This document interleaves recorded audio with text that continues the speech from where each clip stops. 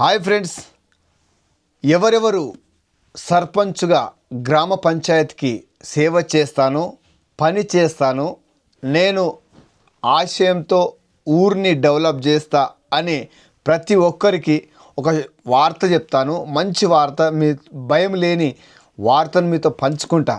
ఒకటి ఏంటంటే, మీరు ఏ పార్టీ నుంచి నిలబడ్డా, ఏ పార్టీ నుంచి పోటీ చేసినా మీకు ఖచ్చితంగా మీ గ్రామ పంచాయతీకి నిధులు వస్తాయి.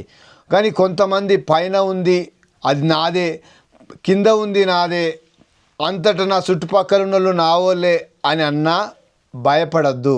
ఎందుకంటే భారత రాజ్యాంగం ఆర్టికల్ 243H ప్రకారం ఖచ్చితంగా గ్రామ సర్పంచ్గా నిలబడ్డా, ఏ పార్టీ నుంచి నిలబడ్డా మీకు నిధులు వస్తాయి గ్రామ పంచాయతీకి. మరొకటి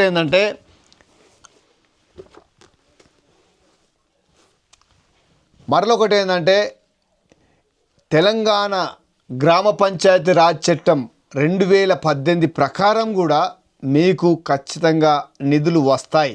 మీరు భయపడద్దని ఈ అవగాహన కోసం ఈ వీడియో తీస్తున్నా. దయచేసి అందరికీ తెలియచేయండి. చాలామంది భయపెడుతున్నారు, ఎమ్మెల్యేలే భయపెడుతున్నారు.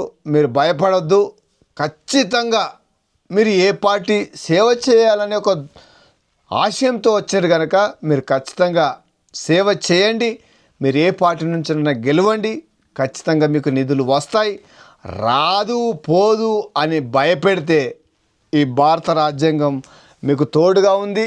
ఖచ్చితంగా మిమ్మల్ని ముందుకు తీసుకెళ్తుంది, మిమ్మల్ని గెలిపిస్తుంది, ఏ పార్టీ నుంచి అయినా సరే. సరేనా? Thank you. జై హింద్, జై భారత్.